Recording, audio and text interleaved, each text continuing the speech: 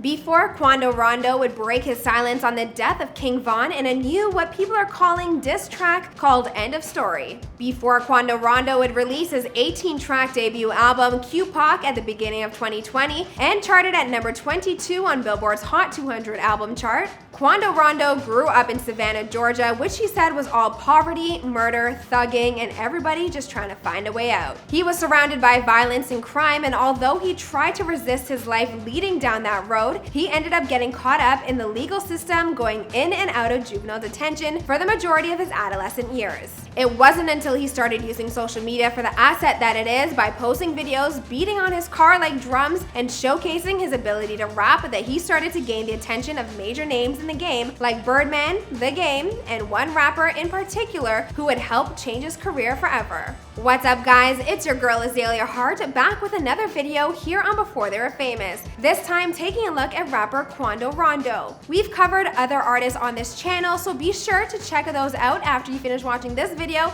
and let me know who's up next in the comment down below. Also, follow our Instagram page at Before They Were Famous, and follow me too, at Azalea Zoe. But for now, let's get into the video, and I'll see you after the intro.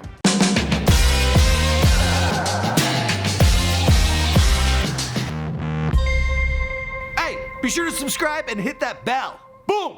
Quando Rondo was born Taekwon Terrell Bowman on March 23, 1999 in Savannah, Georgia, aka The Port. He and his brother were adopted at a young age by their paternal great aunt, and that's who raised him. When he was taken from his parents, this is what he remembers happening. His parents were fighting, and the hot clothes iron fell and burnt his leg. At the time, his mom didn't think it was that bad, but a couple days later, they took him to the hospital. After he was checked out and the doctor realized how bad the burn was, that's when Child Protective Services were called, because they thought his parents had abused him intentionally and he was taken away from them. His mother later turned to drugs and his father was in prison, so he didn't grow up with the influence of either of them. His first time going to juvenile hall was at the age of 11 for hitting his little cousin. His adopted mother is the one who called the police.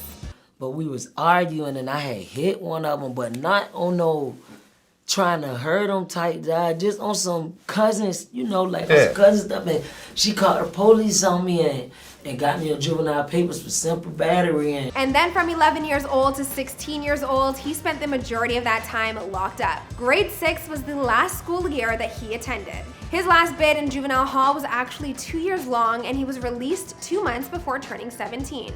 He was basically raised in juvenile hall, and he said that once he was released, his mind was always in a defense mode. All he knew was thugging, fighting, and always on some as he describes. But he says by the time he did reconnect with his biological mother, he knew that she was his real mother, so he knew not to disrespect her. But he also felt that the love wasn't genuine. He looked at her like a stranger because, well, she was, but did eventually end up moving in with her after being kicked out from his great aunt's home. He describes his great aunt or adopted mother as a Jesus type. He said she's very holy, always goes to church, and prays all the time, including praying for him. It was with her that he would attend church growing up, and that's where he was exposed to music. But when he was released from juvenile hall and came home, she didn't want any sort of bad spirits around her, and because he was always carrying guns and into a lot of things that just didn't work for her, she told him, "I'm sorry, I can't do this anymore." At the time of him moving back in with his biological mother, she was clean from using hard drugs for about 6 months with the help of her family. They see one of us doing something deep in the streets, like a need help, they gonna be there for you like a real family. Like no matter what, they ain't gonna never turn their back on you, no matter what you do. So like. But after the passing of her mother, she started to really go through it and started snapping at the same family members who were there for her, including Quando and his brother.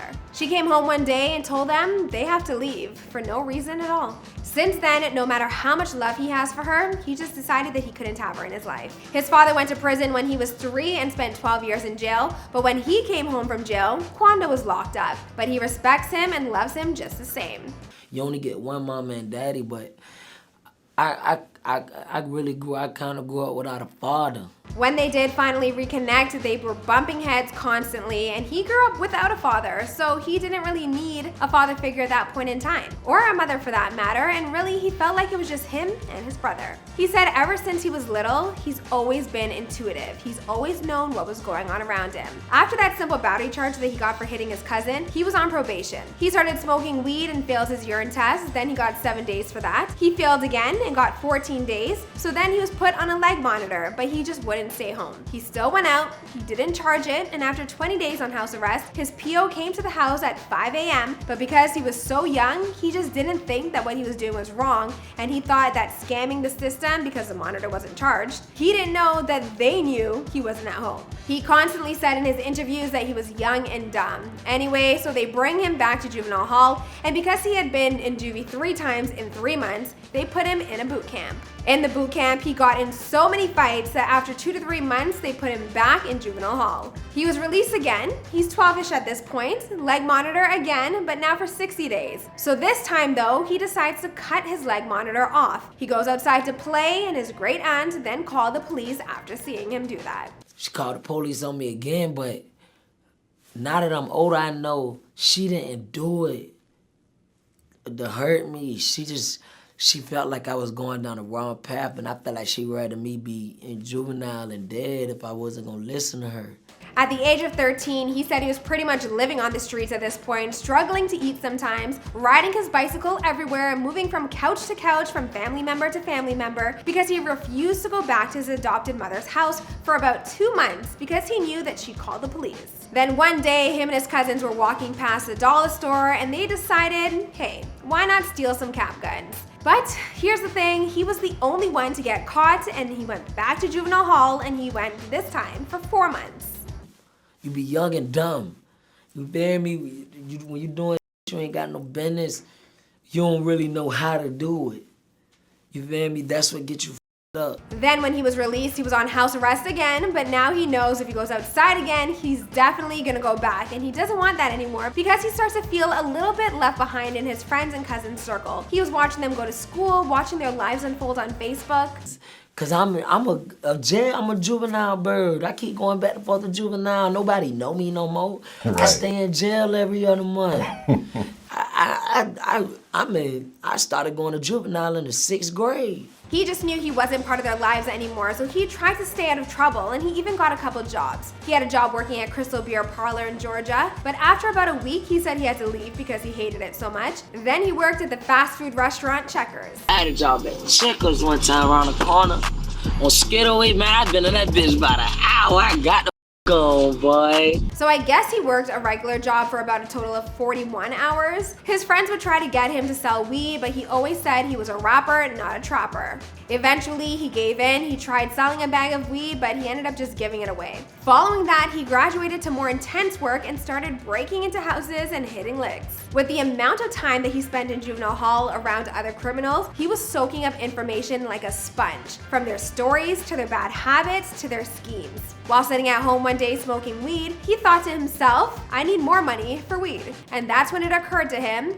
robbery. At 14, he broke into his first house and he found a .38 revolver, but his older cousin took it from him. But once he realized how easy it was, he started doing it more and more. He began recruiting friends and his cousins, and they started hitting different neighborhoods to get bigger items like televisions and whatever else they could sell on the street. When they started going to Forest Park in Atlanta, where the bigger houses are, his first hit there, he got caught because of the silent alarm, and he did 15 months for that burglary. When he was released, they put him in a group home in Columbus, Georgia, but he fought every single day, smoked cigarettes, did whatever he could to get out of there until they sent him back to juvie. He then did 15 months. That's where I get it from. I'm beating on the mat, on the bed, on the wall, and on the door, on the desk. At child, beating on my chest. That's where I get it from. Once he got out this time, he ended up getting a real gun, and he started riding in stolen cars with his friends, toting guns, gang banging, walking the streets, and doing whatever had to be done. This is all at just 14 years old now. Eventually, he was in county jail for possession of firearms and other charges from juvie, so he spent 5 months. At this point now, I'm fast forwarding through a lot of the time he spent in juvenile hall. He was 17, and when a youth turns 17, all of your juvie record gets erased. But the system was holding charges against him because they wanted to charge him as an adult. So he went to county jail for a gun, but ended up having a state hold for 5 to 6 months, and then he was in and out 4 more times. I got to the point where I'm like, man, I can't keep doing this shit. At this point, he started taking rapping a little bit more seriously. He made a song called First Day Out, and that went viral in his city. Then one of his friends called a videographer, and they started shooting videos. Those went viral as well. Late nights on my avenue by myself, I ain't need a gang member. Nigga, I remember. I ain't had no money on my books this time, last year around September. Then, when he went back to jail, he wrote another song called I Remember, and when he was released, that's when his career started taking off. Lil Baby jumped on this track as well, and it currently has over 75 million views on YouTube. Even with his newfound success, Quando was still in the streets, and this is when he got his 24-month-long sentence. Him and his boy were riding around in a stolen car, and there were also guns in that car. And when police pulled up, they parked the car, split up, and ran. Quando was the one, again, that got caught and charged for both the stolen car and guns, plus they included in a bunch of other charges too. 2 burglaries, simple batteries, thinging government property, tampering with government property. That's from cutting the leg monitor. 2 different assurances from not going to school. Just moving on to his music career, beyond older cats who had money that he knew from his hometown trying to sign him, Birdman, The Game, and NBA YoungBoy wanted to sign him too, but he stuck with NBA YoungBoy and eventually Atlantic Records. Birdman actually wanted to put him on a plane to Miami immediately, but that didn't end up working out because his probation officer didn't think it was real, so she wouldn't let him leave. So he very well could have been signed to Cash Money if that trip went through. the YB situation was just too real, just too good. It was too good to be true. He signed his deal with YB for $150K and spent it all in 2 months. He spent most of his money on shoes and clothes and bought so much stuff for people that he knows too. And all my people, hey, you want this? Y'all boys want this? I was spending money on everybody. I walk in the mall, see somebody, and they'll be like, you want this? I'm saying he went from $150K to $0. He wanted to stay in Savannah, but his family and the people around him wanted him to leave because they saw the dangers in staying where you grew up and blowing up, just like Nipsey Hussle, for example. He's trying to make it, but you got brothers that tell him won't let him make it. I don't want him to stay here. I want him to get with nobody knowing.